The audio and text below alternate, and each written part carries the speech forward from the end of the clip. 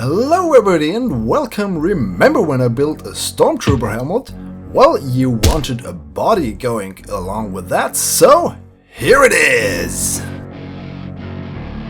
The Stormtrooper that's going to conquer the skies! Right on May the 4th, we are going to launch into space with this funny contraption, which is actually a more than 1,000 ton Stormtrooper. And here we go! Or maybe not. Well, there's only one thing to do. Again!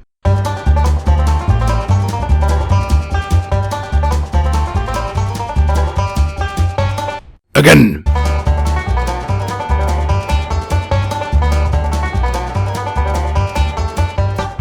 Again!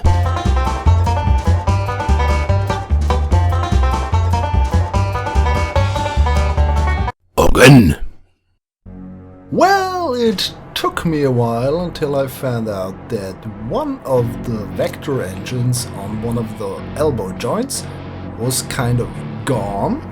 Kraken, hello? That was the reason why that thing tipped over. After I fixed that, I finally was able to, well, kind of get into stable flight. It is, of course, a giant statue of a Stormtrooper, so it won't really fly as well as one of my winged contraptions that you have been seen in the past. As you can see here, the higher I get and the more velocity I gather, that thing gets uncontrollable very quickly. Still, I am trying to get into orbit here. We are on a mission. We want to get a Stormtrooper into space. Well, that's not going to happen when we're flying flat like that. Let's maybe try that. Also, it seems like the controls are kind of messed up. I don't know, when I go left, it goes right. And yes, we can detach the helmet.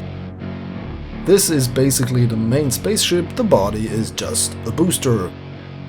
Like your human body is just a vehicle to get your brain around, because that's the most important part, is it not? Well, some guys will argue that another body part may be it, but we won't get into those details now. Okay, so we are going to get into orbit, even with that stupid trajectory that this Stormtrooper body took back there. Okay, but I'm not really happy with that, to be honest, because I think we can do one better. This head has places to go. So let's try this again.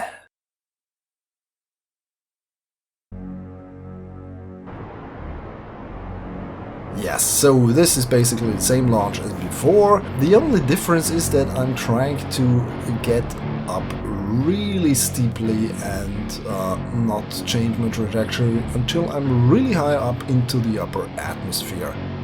And still that thing wants to go all over the place and is really hard to control.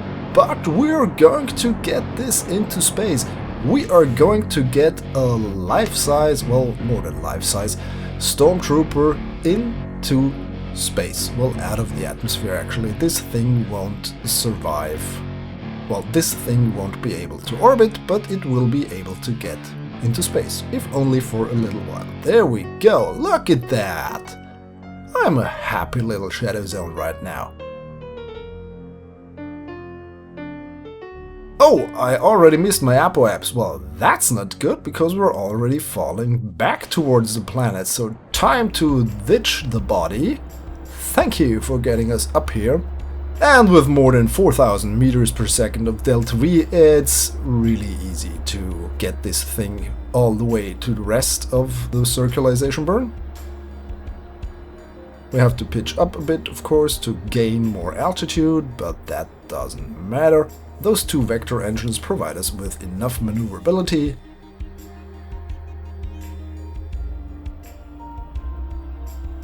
And yes, we're circularizing around Kerbin and we have finished this part of the mission.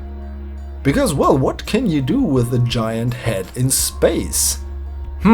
If you know the movie Zardos, then yeah, you can do quite a bit with it. You can hide weapons in there, and food, and Sean Connery's in scantily clad outfits. But not in this case, we are heading for Minmus. Yes, that tiny green little rock on the outskirts of Kerbin's sphere of influence is our next target.